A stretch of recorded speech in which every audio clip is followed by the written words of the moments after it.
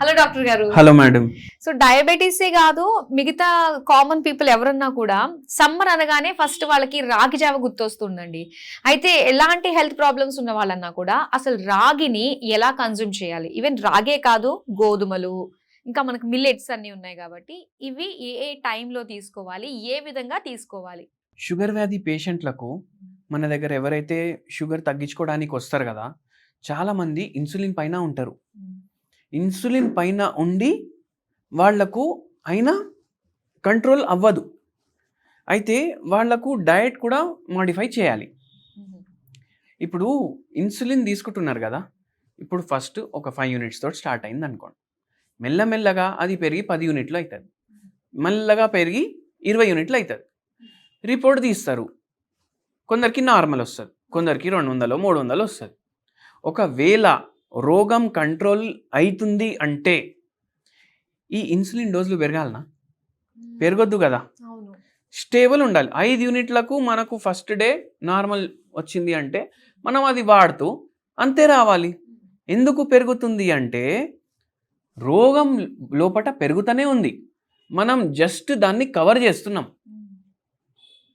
ఇప్పుడు డ్రైనేజ్ ఉంటుంది, డ్రైనేజ్ లోపట నిండుతూనే ఉంటుంది కదా, మనకు బయట కనిపిస్తుందా?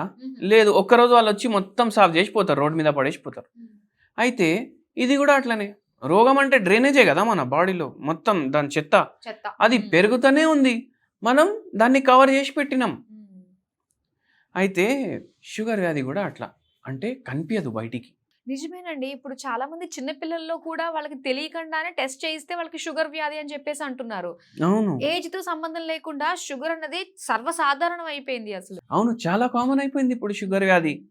అయితే ఏందంటే ఇప్పుడు మీరు స్టార్టింగ్లో చెప్పారు చూడండి, ఈ రాగి జావ కానీ జొన్న రొట్టెలు కానీ తినాలి, చాలా మంచిది. కానీ దానికి తినే విధానం కూడా ఉంటుంది. ఓకే, ఇప్పుడు ఏమేమి తప్పులు చేస్తారు అది తినేటప్పుడు నేను చెప్తాను. అసలు ఇది ఎందుకు తినాలి? ఇప్పుడు జొన్నలు, రాగులు, కొర్రలు ఇవి అన్నీ మిలెట్లు మనందరికీ తెలుసు. అండ్ ఏంటంటే ఇప్పుడు గోధుమ ఏదైతే ఉంటుంది కదా, అది ఎట్లుండాలి అని అనుకుంటాం మనం? రొట్టె చేసుకుంటే సాఫ్ట్గా ఉండాలి, జర స్వీట్ టేస్ట్ రావాలి నోట్లో అది తిన్నప్పుడు. మనం అది వండి పెట్టినాక చల్లబడిపోతే కూడా టిఫిన్లలో మనం ప్యాక్ చేసి తీసుకొని పోతాం, అప్పుడు కూడా సాఫ్ట్ ఉండాలి అని అనిపిస్తుంది.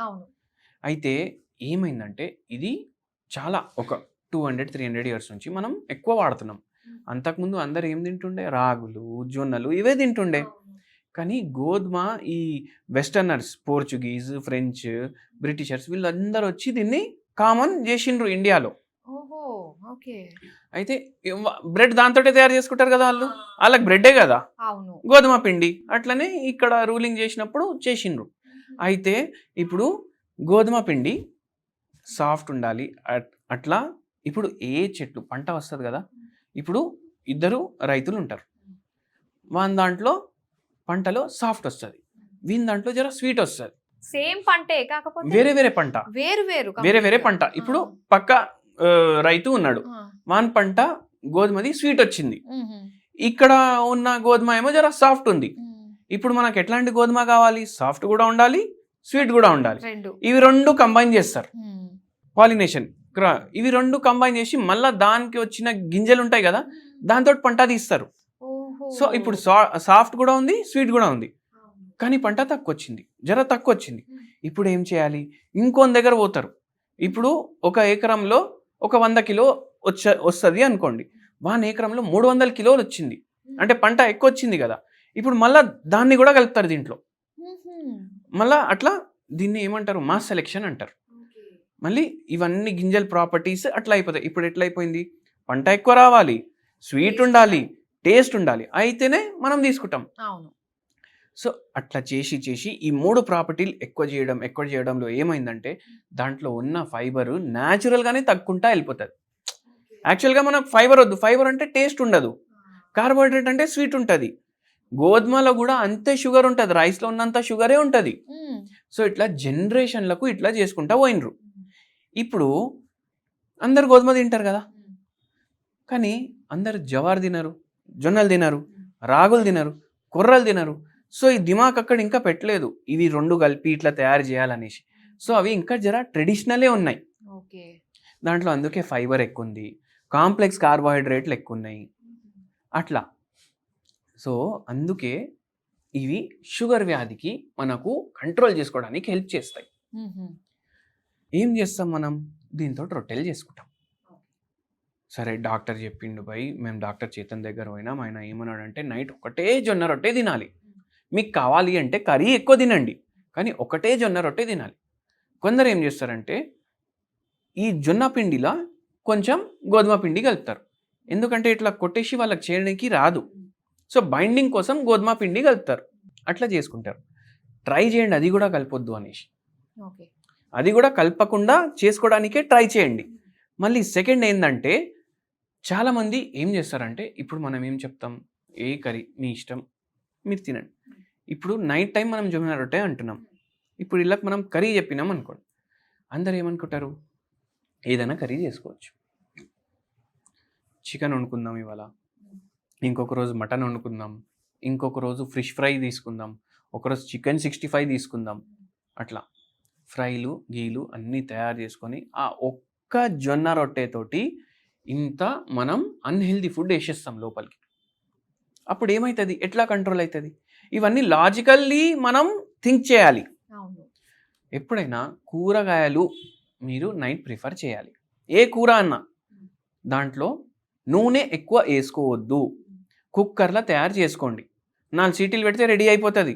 కొంచెం పోపుకి ఇంత ఒక చిట్కా మీరు నూనె వాడండి, ఆ జీలకర్ర రాయలు వేసి ఇట్లా పోపు పెట్టడానికి. దాని తర్వాత ఎక్కువ నూనె వాడొద్దు, తేలొద్దు నూనె పైన, రెడ్ కనిపించద్దు అట్లా. మీకు ఓన్లీ కర్రీ ఓపెన్ చేస్తే జర బాయిల్డ్ లాగానే ఉండాలి. అటువంటివి మీరు కన్జ్యూమ్ చేయాలి మీ జొన్న రొట్టెతోటి.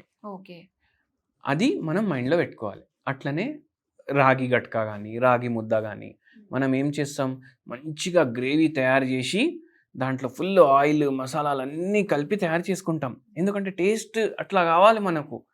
టేస్ట్ సేమే ఉంటుంది కానీ నాలుక పైన ఎక్కువసేపు టేస్ట్ ఉండడం వల్ల అట్లా మనకు అనిపిస్తుంది. సో అందుకే ఆ తప్పు చేయకండి, ఈ జాగ్రత్తలు మీరు తీసుకోండి. సాంబార్ చేసుకుంటే కూడా మీరు ఇది మన రాగి ముద్దతోటి కలిపేసి తినొచ్చు. మళ్ళీ కొందరు ఏం చేస్తారు, పాలు కలుపుకుంటారు జావాలో, కొందరు పెరుగు కలుపుకుంటారు, కొందరు మజ్జిగ కలుపుకుంటారు. సో ఓకే, బట్ మీరు వెరీ ఇంపార్టెంట్లీ ఏంటంటే ఏది దాంతో తింటున్నారు అది కూడా ఆలోచించండి. అది ఓవర్ కుక్ అయిందా, అది నాన్ వెజ్జా, దాంట్లో ఆయిల్ ఎక్కువ ఉందా, ఇవన్నీ చూసుకోండి. కొందరు బయటకెళ్ళి కర్రీ ఆర్డర్ చేసుకొని తింటారు దీంతో, ఎందుకంటే దీనికి అంత టేస్ట్ ఉండదు కదా, అంటే ఆ టేస్ట్కి అలవాటు పడినా దాని తర్వాత ఈ టేస్ట్కి కష్టమవుతుంది. ఎట్లా అంటే ఇప్పుడు చిన్న పిల్లలు ఉంటారు కదా, పుట్టిన పిల్లలు అమ్మ పాలు తాగుతారు కదా, వాళ్ళకి 2 రోజులు మీరు పౌడర్ పాలు పెట్టండి, 4వ రోజు నుంచి వాడు మళ్ళీ అమ్మ పాలు తాగడం. ఎందుకు అంటే ఆ టేస్ట్కి అలవాటు అయిపోయింది, ఆర్టిఫిషియల్ టేస్ట్ కదా. సో అది మనం మైండ్లో పెట్టుకోవాలి. ఓకే, సో అయితే ఇప్పుడు ఎవరన్నా కూడా ఈ రోజుల్లో ప్రతి ఒక్కరు prevention is better than cure అంటారు కాబట్టి, సో ఎవరికన్నా కూడా ఖచ్చితంగా షూట్ అయ్యే ఛాన్సెస్ ఉంది షుగర్ అన్నది ప్రస్తుతం ఉన్న పరిస్థితుల్లో ఫుడ్ హ్యాబిట్స్ వల్ల. సో ఇవన్నీ కూడా మీరు చెప్పే జాగ్రత్తలు ఇవన్నీ కూడా చూస్ చేసుకుంటే అటు షుగర్ ఉన్న వాళ్ళకి అటు రాబోయే రోజుల్లో షుగర్ వచ్చే వాళ్ళకి కూడా బ్యాలెన్స్డ్గా ఉంచుతుంది అనమాట. ఓకే, సో ఖచ్చితంగా ఇవన్నీ ఇన్కార్పొరేట్ చేసుకోవాల్సినవి. Thank you so much doctor గారు. ఏం తినాలి ఏం తినకూడదు అనే విషయాలు మాకు తెలియజేసినందుకు ధన్యవాదాలు.